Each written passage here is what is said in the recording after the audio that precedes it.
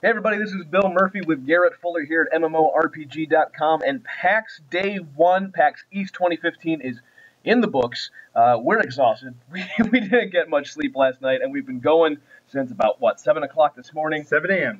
We got a whole bunch of stuff in the bag. Now, before we get into this, as you know, we've been covering a lot of RPGs in the past year, and it's a good thing because that's pretty much all that's here at PAX. There are a few MMOs, and we'll talk about them, but it's mostly RPGs here. MMOs are kind of not at PAX East because everybody's kind of making stuff and not here.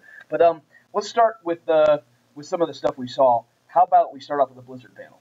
The Blizzard panel was a big deal, and I let Terry sit in my seat, which is okay, because I kind of had a lead-in to know about the Hearthstone announcement. Yeah, the Hearthstone announcement, Blackrock Mountain. Blackrock Mountain for the old fans. Next adventure coming, with the Blackrock Dwarves and a big focus on dragons, 31 new cards.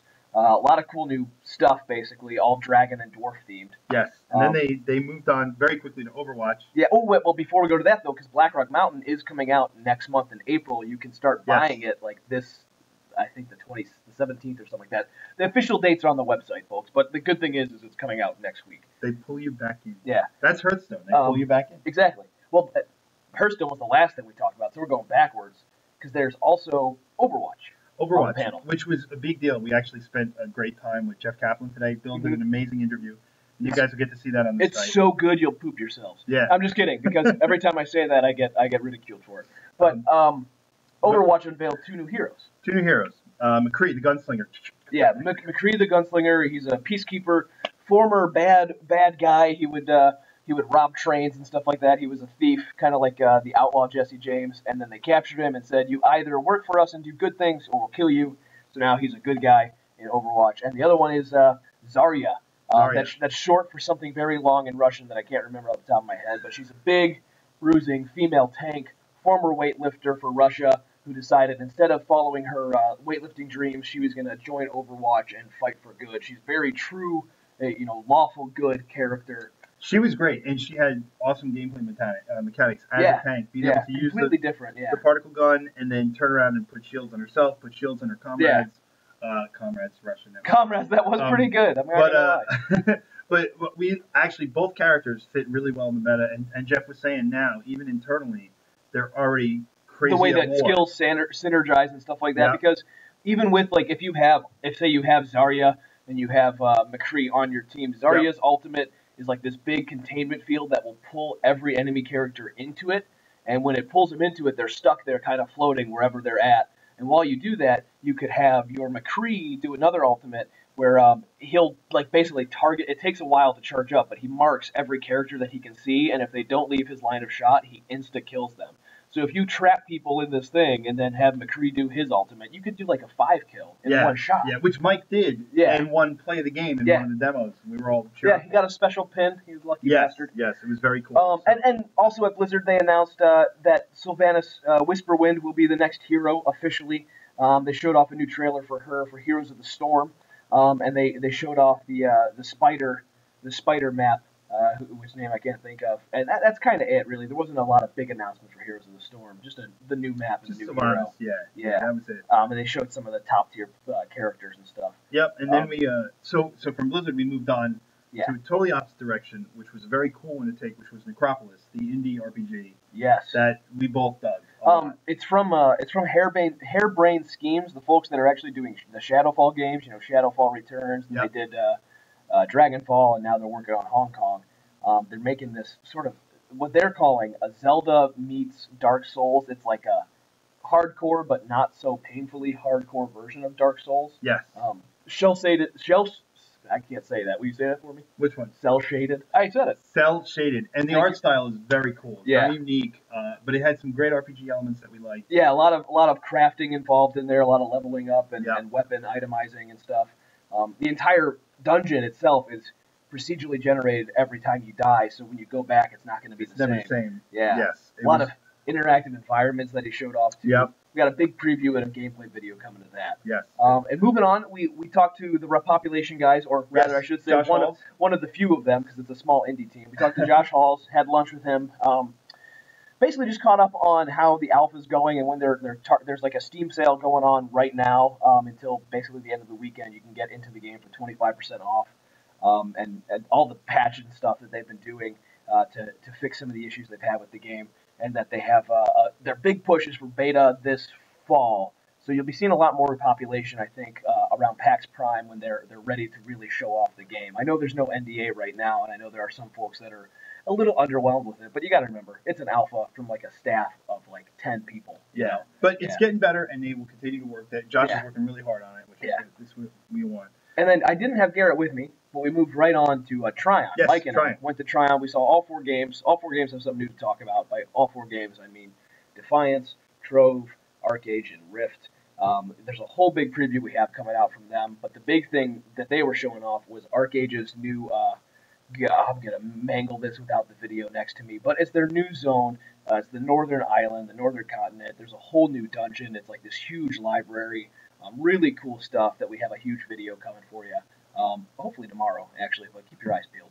Yes, that was cool. While you were at Tryon, I stopped off with our buddy John Radoff, old school like us. Yeah. Got involved in the beginning as, community manager and a video game writer. Now he's managing 2 of the top games on mobile, the Game of Thrones game, and he's about to launch the Star Trek game later this year. He gave me a preview of Star Trek, and it is very much the tablet MMO style game. I mean, it's got all the Star Trek characters you can play. 3D models and all that stuff. 3D models, you can fight over zones, you do quests, you assign characters to the quest. It was a lot of fun. Hats off to John. He's doing a great job over at Disrupt the Beam, and I know they're doing really well. So it's very cool to see. Yeah. Star Trek fans are going to love it. It is the portable Star Trek game for fun that you can do. So, and while we were doing that, Mike and Christina were treated to awesomeness over at Square Enix. They had like a private demo room where Final Fantasy 15 and 14 were on show.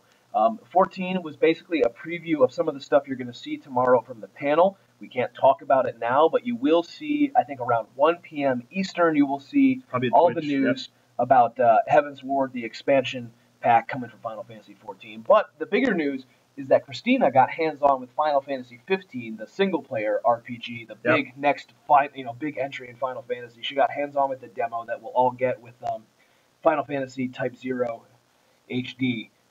That's really the longest title I've ever heard. A lot to say. Yeah, but so she'll have her hands-on for you guys tomorrow on a Saturday. That'll be on the website. Yes. And then we saw some Elite Dangerous stuff.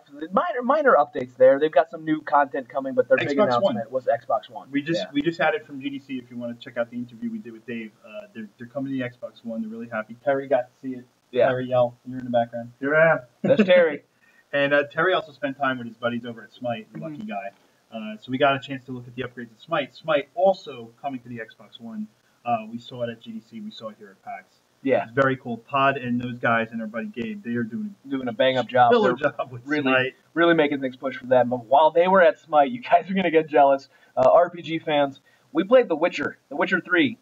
First hands-on anybody's had.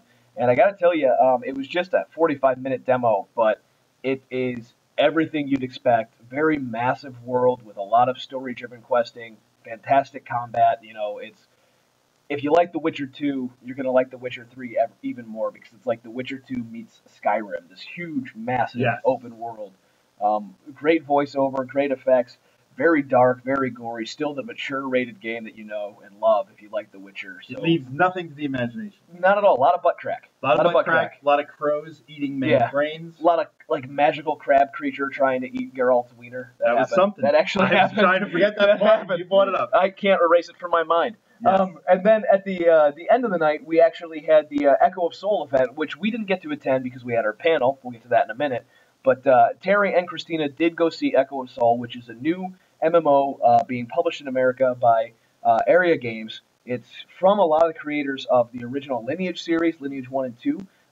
It's been alive in Korea already for I think a couple years, and it's making its way over here. Yeah, finally good. Yeah, if you're fans of Terra and Lineage 2, you're probably gonna like this game. We'll have a full hands-on for you tomorrow, which in the background Terry is working on right now. Yes, actually. He is. He's doing a good job too. And then to cap the day, the panel. Bill was our moderator. Did an amazing job. I always do an amazing job because I'm amazing.